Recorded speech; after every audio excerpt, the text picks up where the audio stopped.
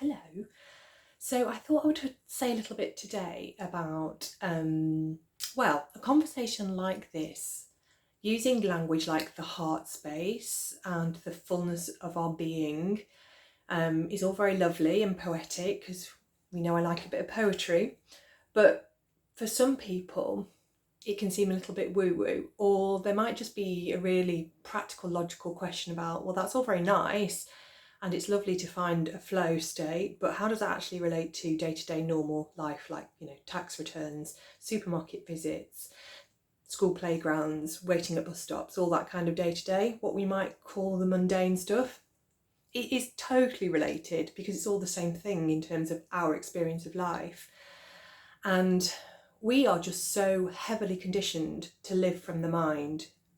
We have been conditioned since we were teeny tiny that we problem solve, analyse, project, dwell, and use the mind, which is a great resource to do that in life. And it's really helpful for education and intellect and for careers and work and problem solving.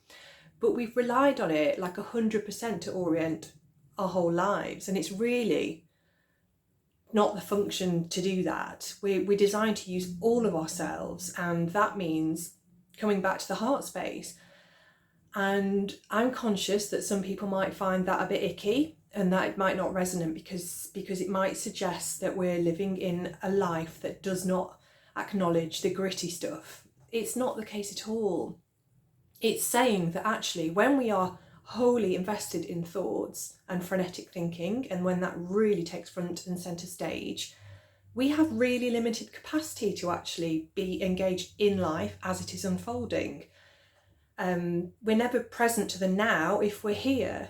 We are so easily involved in that storyline that we forget that what is going on right now is the only thing that's actually happening here, and that this is the space of full potential in this moment.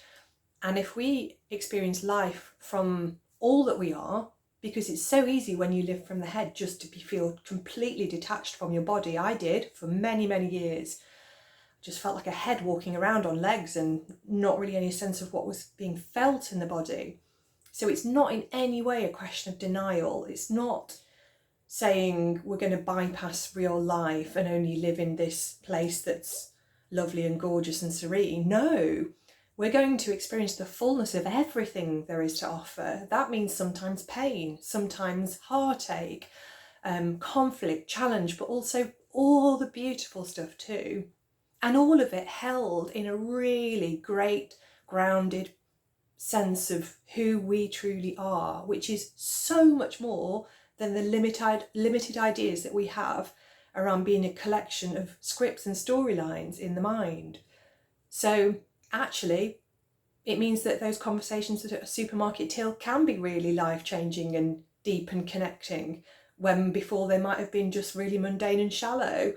And it means those little moments, an exchange in a playground, a conversation with a postman, whatever, can be just as beautiful as everything else. And it's all real, it's all happening right now. So yeah, I'll leave that with you.